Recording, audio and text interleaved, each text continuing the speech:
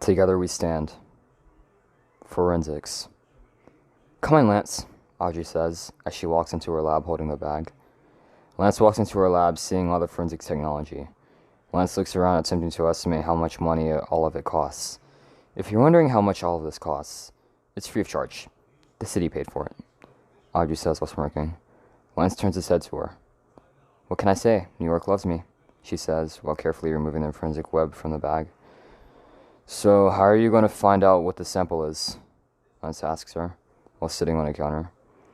Using chemical tracing, I can analyze where the liquid originated from, she says as she turns to Lance and takes a sample over to the spectrometer.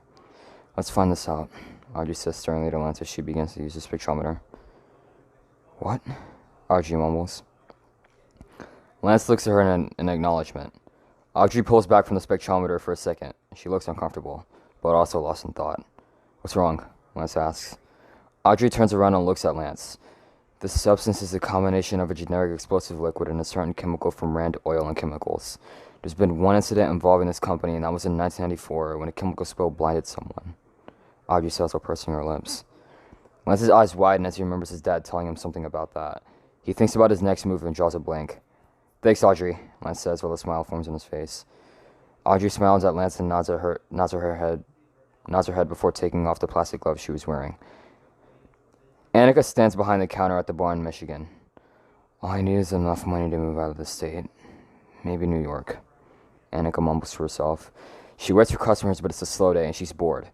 Suddenly, her friend Tegan walks out from the back and snaps her out of her thoughts. What you thinking about, Annie? Tegan asks Annika. I'm thinking about getting enough money to move out of the state, Annika says flatly. Tegan tilts her head and laughs. Come on, Michigan ain't so bad, she says. Annika side-eyes her and takes in a deep breath before closing her eyes and diving into her thoughts again. Annika thinks about her aqua powers. She spent months practicing them and has improved a lot. Annika is suddenly snapped out of it by her phone ringing. She pulls out her phone and sees Lance's contact.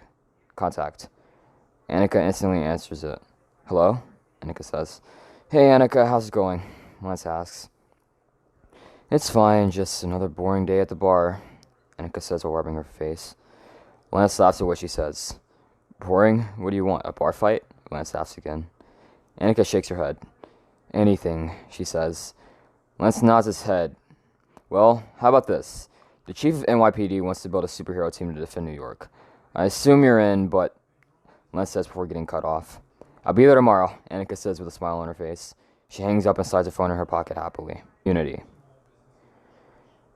Lance pulls up in front of the airport as Hero walks out of the doors of JFK International Airport and into Queens, New York City. Hero looks around. It's been almost 10 years, Hero says while nodding his head. He focuses on the cars in front of him and sees Lance waiting in the blue 2021 Toyota Corolla hatchback. Hero walks up to Lance's car and Lance notices him. Lance unlocks the trunk and gets out of the car to greet Hero. My friend, how are you? Hero says, shaking Lance's hand. Lance gets a firm grip on Hero's hand and smiles before telling Hero that it's good to finally have him back in the U.S. Hero nods before Lance tells him to hop in. I told Annika about this whole thing too, Lance tells Hero as he drives down the street. Getting the team back together, are we? Hero says, narrowing his eyes. Yep, but it'll be different than last time. I won't be chasing a crime organization out of New York. Lance says as he turns his focus back to the road. This is exciting, Hero says before slowly turning his head to Lance. Lance maintains his focus on the road and replies with a chipper, yeah. Hero looks back out through the window as Lance continues to drive. Annika's annoyance with Tegan grows. I've told you already, Annika says angrily as Tegan rolls her eyes. I bet I know why you want to leave Michigan so bad, Tegan says smugly with a frown on her face. Annika side-eyes Tegan and grimaces.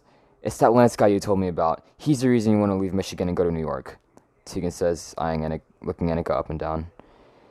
You don't understand anything at all, do you? Why would I move to a completely different state just for a guy? I'm moving because look around, Tegan. This area isn't what it used to be. There's nothing in Ann Arbor for me anymore, Annika yells. There's always enough. You're just greedy, Aqua, Tegan says, attempting to tease Annika about her abilities. Annika looks at Tegan with a look of disgust. She can't believe her friend is acting this way. I can't believe you. But I don't know why I'm surprised. It's been this way since middle school, Annika says while walking outside and away from Tegan. Connor takes cover behind a concrete barrier as a rain of bullets fly at him. He taps the screen of the communicator on the arm of his SWAT armor and calls her back up. This is Connor Campbell. Forget it, Connor says. He deploys a riot shield on his right arm and then unfolds before hopping over the barrier. Connor blocks the rain of bullets being fired at him as his breathing picks up and he runs at the shooter. Connor swings the riot shield at the shooter and knocks him to the ground. They drop the assault rifle before getting up to their feet.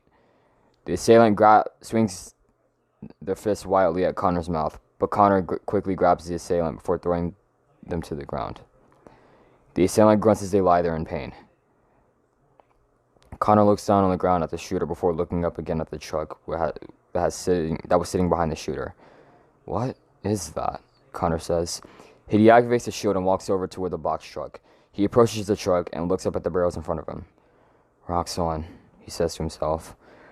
"This is an oil company, but I wonder if the oil could be converted to a substitute for explosive liquid," Connor says to himself while trailing off. Connor taps the screen of the communicator and again contacts Lance. "Armored Arachnid, this is the Northeast Soldier. I'm sending you a location. Meet me there," Connor tells Lance while looking up at multiple barrels.